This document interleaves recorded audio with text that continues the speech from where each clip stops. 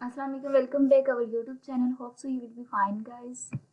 तो ISM CSS 3 की CSS 304 object oriented programming की मिड टर्म प्रिपरेशन पे बात करेंगे। 50+ एमसीक्यूज पर मिड टर्म मैं आपके साथ शेयर करूंगी।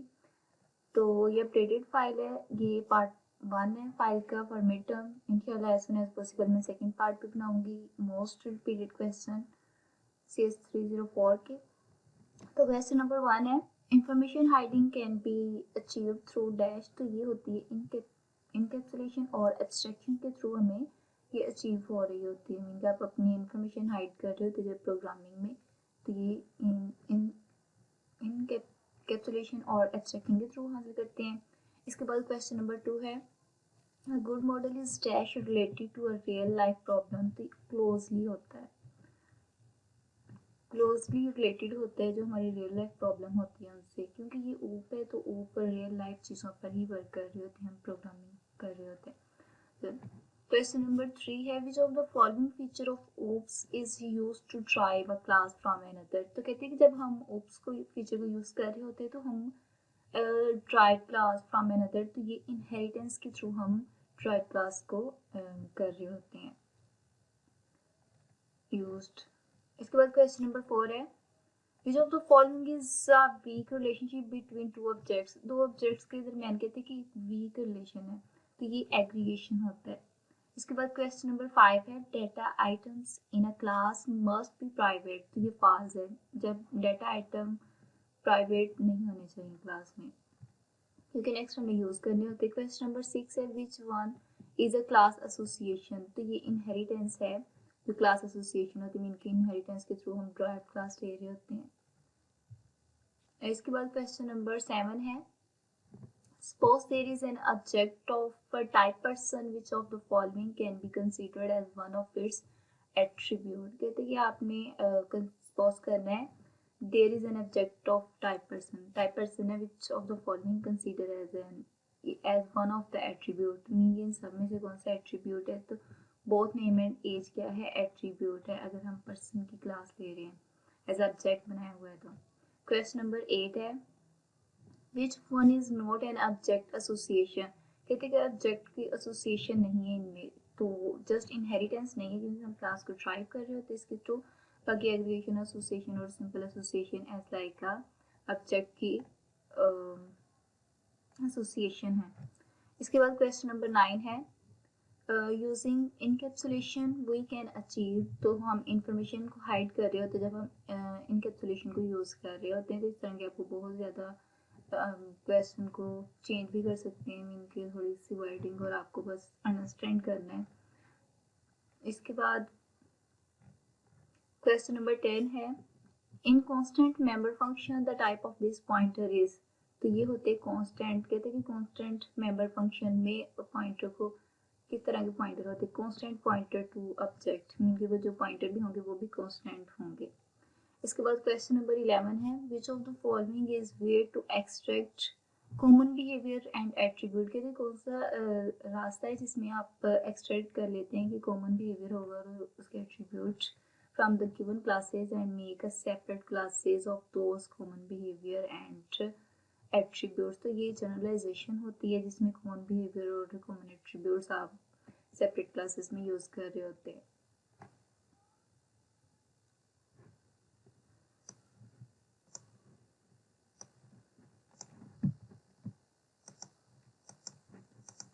इसके बाद क्वेश्चन नंबर 12 है, the ability to drive a class from more than one class is called. तो ये मल्टीपल इनहेरिटेंस होती है जब हम ड्राइव कर रहे होते क्लास से ज़्यादा क्लासेस को, जैसे कि पर्सन की क्लास हमने बनाई हुई है तो उसमें से हमने और क्लासेस इनहेरिटेंस करनी है, तो वो हम सपोज हम एक स्टूडेंट की ड्राइव कर रहे हैं, इनहेरिट कर रहे हैं दूसरी टीचर की, इस तरह।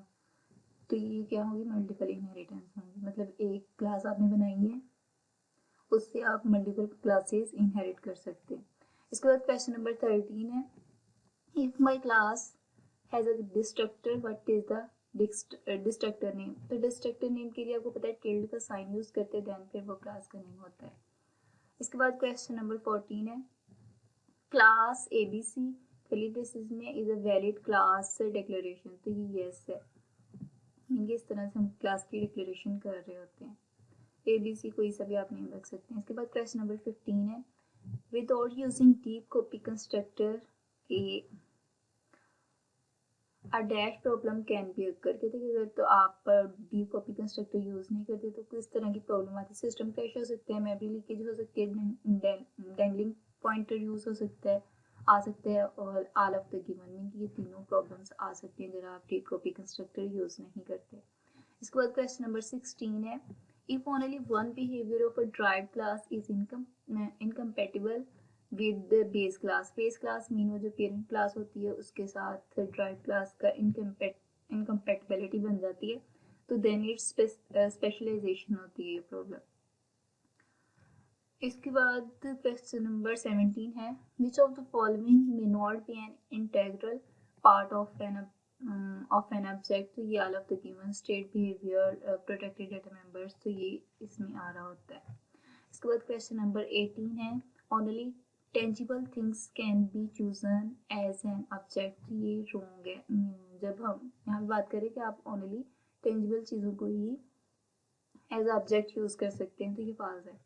इसके बाद क्वेश्चन नंबर 19 है, class is not a mechanism to create object and define user data type. ये भी फॉल्स है। वो कह रहे हैं कि क्लास कोई मैकेनिज्म नहीं है कि आप उससे ऑब्जेक्ट और डाटा टाइप क्रिएट नहीं कर सकते, तो हम क्रिएट कर सकते हैं। क्वेश्चन नंबर 20 है, memory is allocated to non static member only when object is created. जब ऑब्जेक्ट हमारा क्रिएट हो जाता है तभी हम उसको स्टैटिक मेंबर और नॉन स्टैटिक मेंबर क्रिएट कर सकते हैं, एलोकेट कर सकते हैं। क्वेश्चन नंबर 21 है, the sub object life is not dependent on the life of the master class. तो ये एग्रीगेशन में हो रहा होता है कि आप dependent on the life master class के ऊपर अगर उनके साथ वीक रिलेशन होता है ना एग्रीगेशन में। इसके बाद क्वेश्चन नंबर 22 है, unary operator and assignment operator are right associative. तो ये ट्रू है। राइट एसोसिएटिव करने के लिए हम यूनरी ऑपरेटर और असाइनमेंट ऑपरेटर का इस्तेमाल कर रहे होते हैं। इसके बाद क्वेश्चन नंबर 23 है, द ग्रेटर देन और equal operator can not be overloaded. तो ये फॉल्स है, मीन कि इसको आप ओवरलोडेड कर सकते हैं। क्वेश्चन नंबर 25 है, dash is creating object of one class inside N other class. तो ये कॉम्पोजिशन होता है कि आप ऑब्जेक्ट को क्रिएट कर रहे होते हैं एक क्लास के अंदर और दूसरी इनसाइड अनदर क्लास और दूसरी क्लास के अंदर भी कर सकते हैं। क्वेश्चन नंबर 25 है, if we are creating array of object through new operator then कहते हैं कि आप array को क्रिएट करते हैं array of the object new operator के थ्रू, तो ये नॉन ऑफ द गिवन है, मैं किस तरह नहीं कर सकते। क्वेश्चन नंबर 26 है, object can be declared constant with the use of constant keyword. तो ये फॉल्स है, मीन कि आप ऑब्जेक्ट को declare constant with the use of constant keyword की जरूरत नहीं पड़ती, वैसे भी क्रिएट कर सकते हैं।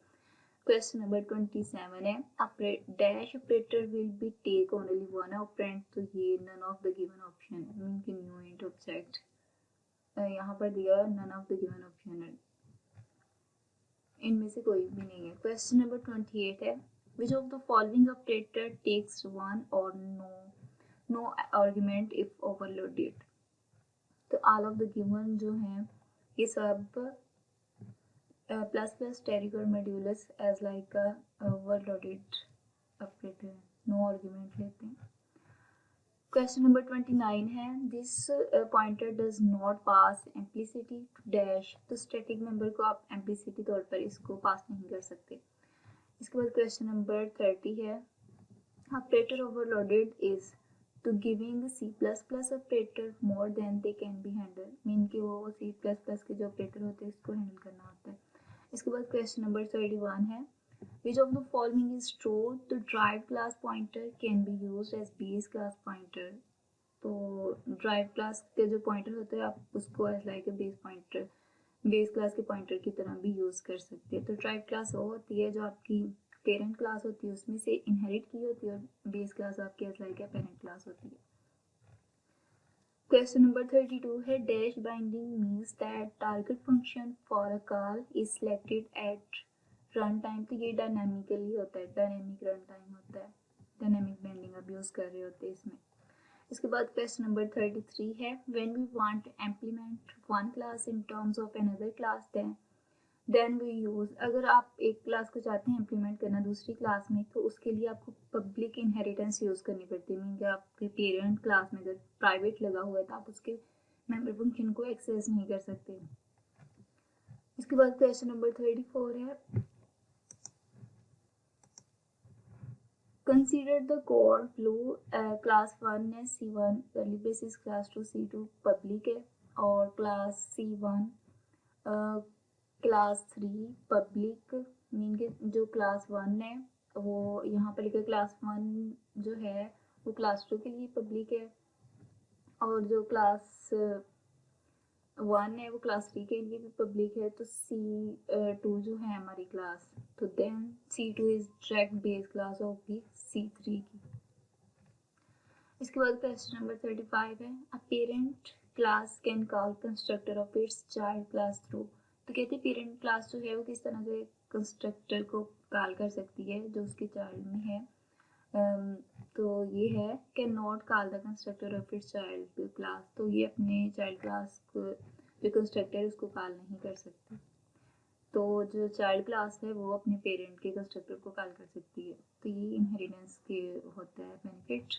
क्वेश्चन नंबर 36 है, in private inheritance the public member of a base class become dash. तो ये प्राइवेट होती है। प्राइवेट इनहेरिटेंस में आप जो पब्लिक मेंबर होते हैं बेस क्लास के बिकम वो भी प्राइवेट बन जाते हैं।